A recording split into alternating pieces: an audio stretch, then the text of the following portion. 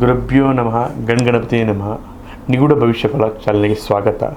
ಪ್ರಿಯ ವೀಕ್ಷಕರೇ, ಇದೇ ತಿಂಗಳು ವೈಶಾಖ ಅಮಾವಾಸ್ಯೆ ಇದೆ. ಈ ಅಮಾವಾಸ್ಯೆಯಿಂದ ಧನುಷ್ ರಾಶಿಯವರಿಗೆ ಏನೆಲ್ಲ ಬದಲಾವಣೆ ಇದೆ ಅನ್ನೋಂಥದ್ದು ಈ ವಿಡಿಯೋದಲ್ಲಿ ನಾನು ತಿಳಿಸ್ಕೊಡ್ತೇನೆ. ಈ ವಿಡಿಯೋ ಇಷ್ಟ ಆದರೆ ಲೈಕ್ ಮಾಡಿ ಮತ್ತು ಶೇರ್ ಮಾಡಿ, ಹಾಗೆ ಕಮೆಂಟ್ ಮಾಡಿ. ಮೊದಲಿಗೆ ಹಣಕಾಸಿನ ವಿಚಾರ ನೋಡೋದಾದರೆ, ಧನುಷ್ ರಾಶಿಯವರಿಗೆ ಹಣದ ಅರಿವು ನಿವಾರಿಸುತ್ತದೆ. ಅನಿಶ್ಚಿತವಾದ ಮೂರನೇ ವ್ಯಕ್ತಿಯಿಂದ ನಿಮಗೆ ಹಣ ಬಂದು ಕೈ ಸೇರುತ್ತದೆ. ಬಂದ ಹಣ ಯಾವ ರೀತಿ ಖರ್ಚಾಗುತ್ತೆ ಅನ್ನೋಂಥದ್ದು ನಿಮ್ಮ ಗಮನವಿರಲಿ. ರಿಸ್ಕ್ ಇರುವಂಥ ಇನ್ವೆಸ್ಟ್ಮೆಂಟ್ಗಳಿಗೆ ಸ್ವಲ್ಪ ದೂರವಿರಿ.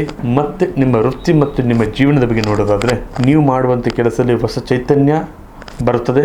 ಹಳೆಯ ಬಾಕಿ ಇರುವಂಥ ಕೆಲಸಗಳನ್ನ ಮುಗಿಸುತ್ತೀರಾ. ನಿಮ್ಮ ಕ್ರಿಯೇಟಿವಿಟಿ ಕೆಲಸಕ್ಕೆ ಒಳ್ಳೆಯ ಹೊರಗಡೆ ಫಲಿತಾಂಶ ಸಿಗುತ್ತದೆ.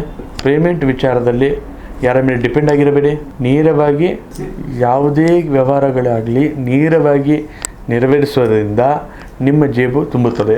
ಮತ್ತು ನಿಮ್ಮ ಉದ್ಯೋಗದ ವಿಚಾರದಲ್ಲಿ ನೋಡೋದಾದರೆ, ಆಫೀಸಲ್ಲಿ ನಿಮ್ಮ ಪ್ರಭಾವ ಹೆಚ್ಚಾಗುತ್ತದೆ. ಹೊಸ ಪ್ರಾಜೆಕ್ಟ್ಗಳು ಮುನ್ನಡೆಸುವುದು ಸಾಧ್ಯತೆ ಇದೆ. ಆಫೀಸಿನಲ್ಲಿ ಗುಂಪುಗಾರಿಕೆಯಿಂದ ಸ್ವಲ್ಪ ದೂರವಿರಿ. ಇನ್ನು ನಿಮ್ಮ ಬಿಸ್ನೆಸ್ ಬಗ್ಗೆ ನೋಡೋದಾದರೆ, ಹೊಸ ಡೀಲ್ಗಳು ಫೈನಲ್ ಆಗುತ್ತದೆ. ಸೇಲ್ಸ್ನಲ್ಲಿ ಇರೋವರೆಗೆ ಇದು ಒಳ್ಳೆ ಸಮಯ. ಕಾಂಪಿಟೇಟರ್ಗೆ ನೀವು ಟಕ್ಕರ್ ಕೊಡಲಿಕ್ಕೆ ಒಳ್ಳೆ ಕಾಂಪಿಟೇಟರ್ ಆಗಿರ್ತೀರಾ. ಇನ್ನು ನಿಮ್ಮ ಪ್ರೀತಿ ವಿಚಾರ ನೋಡೋದಾದರೆ, ಧನುಸು ರಾಶಿಯವರಿಗೆ ತುಂಬ ಖುಷಿಯಾದ ದಿನಗಳು. ಸಂಗಾತಿಯೊಟ್ಟಿಗೆ ದೂರ ಪ್ರಯಾಣ ಮಾಡುತ್ತೀರಾ. ಮನಸ್ಸಿನ ಕಿರಿಕಿರಿಗಳು ದೂರ ಆಗುತ್ತದೆ. ಇನ್ನು ಕುಟುಂಬದ ವಿಚಾರ ನೋಡೋದಾದರೆ, ಮನೆಯಲ್ಲಿ ಸಂಬರದ ವಾತಾವರಣ ಇರುತ್ತದೆ. ಫ್ಯಾಮಿಲಿಯೊಟ್ಟಿಗೆ ಧಾರ್ಮಿಕವಾದಂಥ ಕೆಲಸಕ್ಕೆ ಕಾರ್ಯಗಳಿಗೆ ತಂದೆ ಕಡೆಯಿಂದ ತುಂಬ ದೊಡ್ಡ ಸಪೋರ್ಟ್ ಸಿಗುತ್ತದೆ. ಇನ್ನು ನಿಮ್ಮ ಆರೋಗ್ಯದ ವಿಚಾರ ನೋಡೋದಾದರೆ, ಆರೋಗ್ಯದ ವಿಚಾರದಲ್ಲಿ ತುಂಬ ಕೇರ್ ಇರಲಿ.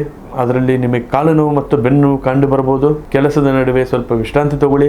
ದಿನ ಮತ್ತು ಸ್ವಲ್ಪ ವಾಕಿಂಗ್ ಮಾಡ್ಕೊಳ್ಳಿ. ಈ ರಾಶಿಯವರ ಪರಿಹಾರ ಮಾರ್ಗ ನೋಡೋದಾದರೆ, ಧನುಷ್ ರಾಶಿಯವರಿಗೆ ಗುರು ಅಧಿಪತಿ. ಹಾಗಾದರೆ ರಾಘವೇಂದ್ರ ಸ್ವಾಮಿ ದೇವಸ್ಥಾನಕ್ಕೆ ಭೇಟಿ ನೀಡಿ. ಆದಷ್ಟು ನಿಮ್ಮ ಕೈಯಲ್ಲಿ ಆದಷ್ಟು ಅನಾಥಾಶ್ರಮಕ್ಕೆ ಸಹಾಯ ಮಾಡಿ. ಇದಾಗಿತ್ತು ಧನುಷ್ ರಾಶಿಯವರ ವೈಶಾಖ ಅಮಾವಾಸ್ಯೆಯ ಭವಿಷ್ಯ. ಈ ವಿಡಿಯೋ ನಿಮಗೆ ಇಷ್ಟ ಆದರೆ ಲೈಕ್ ಮಾಡಿ, ಶೇರ್ ಮಾಡಿ, ಹಾಗೆ ಕಮೆಂಟ್ ಮಾಡಿ. ಹಾಗೆ ನಿಮ್ಮ ಜೀವನದಲ್ಲಿ ಏನೇ ಕಠಿಣ ಸಮಸ್ಯೆಗಳಿದ್ದರೂ ಕೂಡ ಡಿಸ್ಪ್ಲೇಲಿ ಕಾಣ್ತಕ್ಕಂಥ ನಂಬರಿಗೆ ಕರೆ ಮಾಡಿ ಪರಿಹಾರ ಪಡೆದುಕೊಳ್ಳಿ. ಧನ್ಯವಾದಗಳು.